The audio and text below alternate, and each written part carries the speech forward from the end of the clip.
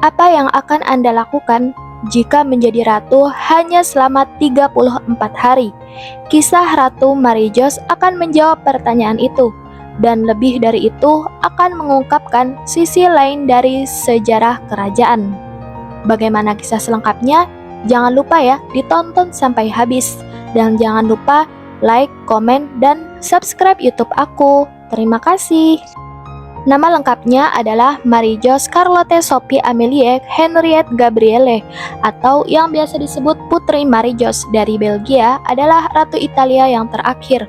Masa kekuasaannya berlangsung dari tanggal 9 Mei 1946 sampai 12 Juni 1946 atau selama 34 hari, sehingga orang-orang memberinya julukan Ratu Mei, atau dalam bahasa Italia adalah La Regina di Maggio. Awal kehidupan Putri Marijos. Putri Marijos lahir di Ostend, anak bungsu dari Raja Albert I dari Belgia dan istrinya yang bernama Adipatni Elizabeth di Bavaria. Melalui ibunya, ia adalah keponakan buyut Ratu Elizabeth dari Australia dan Maria Sophie dari Bavaria, permaisuri terakhir dari kerajaan dua Sisilia.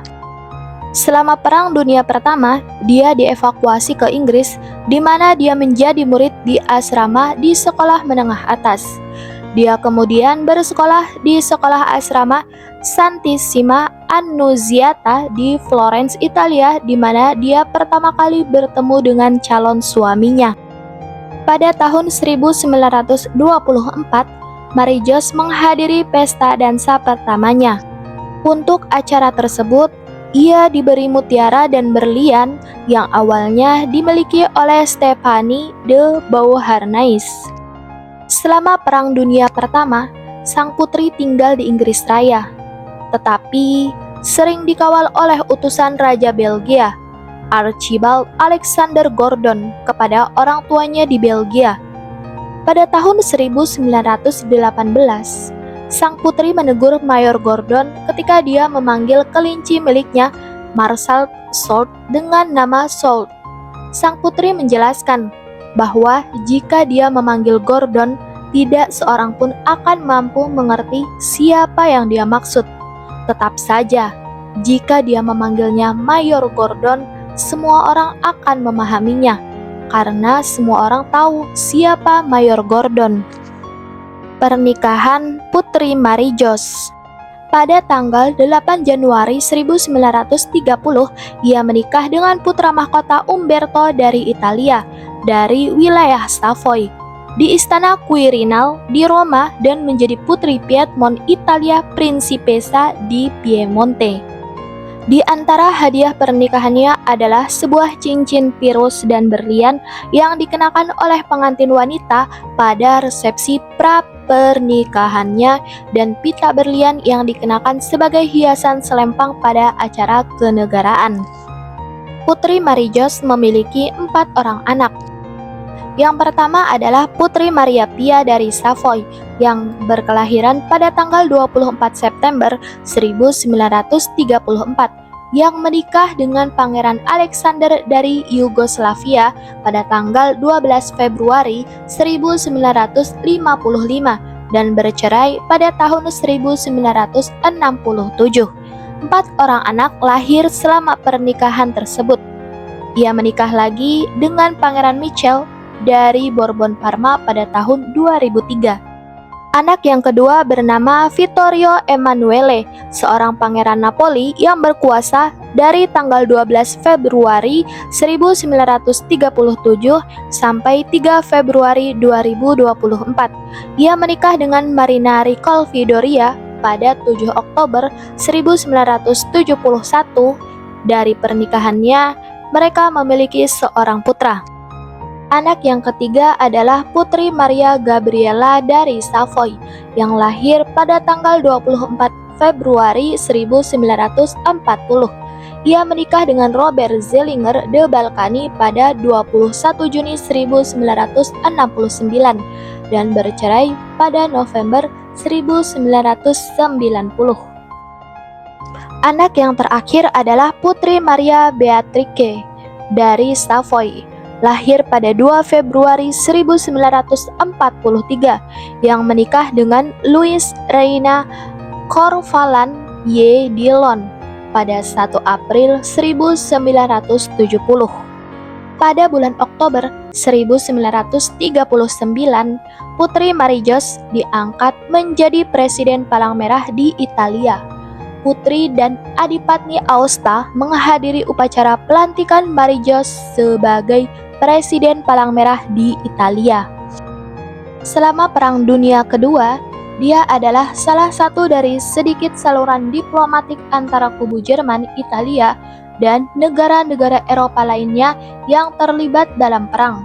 Karena dia adalah saudara perempuan Leopard III dari Belgia yang disandra oleh pasukan Jerman, dan pada saat yang sama sebagai istri pewaris tahta. Dekat dengan beberapa menteri kabinet Benito Mussolini, seorang diplomat Inggris di Roma mencatat bahwa Putri Piedmont adalah satu-satunya anggota keluarga kerajaan Italia yang memiliki penilaian politik yang sangat baik. Nyonya Mussolini, Claretta Petacci, mengklaim dalam buku hariannya bahwa pada tahun 1937, sang putri dan istri pewaris tahta itu mencoba dan gagal merayu sang diktator di sebuah resort pantai dekat Roma. Namun, putra Mussolini, Romano, mengklaim bahwa sang putri dan diktator tersebut menjalin hubungan terlarang.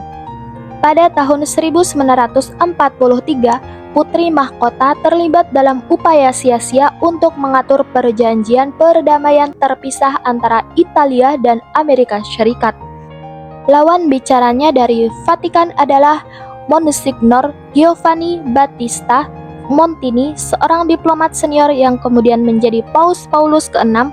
Ia juga bersyafaat dengan Adolf Hitler untuk meminta belas kasihan bagi rakyat Belgia. Setidaknya di dalam upayanya tidak disponsori langsung oleh raja, dan Umberto tidak terlibat secara langsung. Setelah kegagalannya, dia tidak pernah bertemu dengan agen Amerika.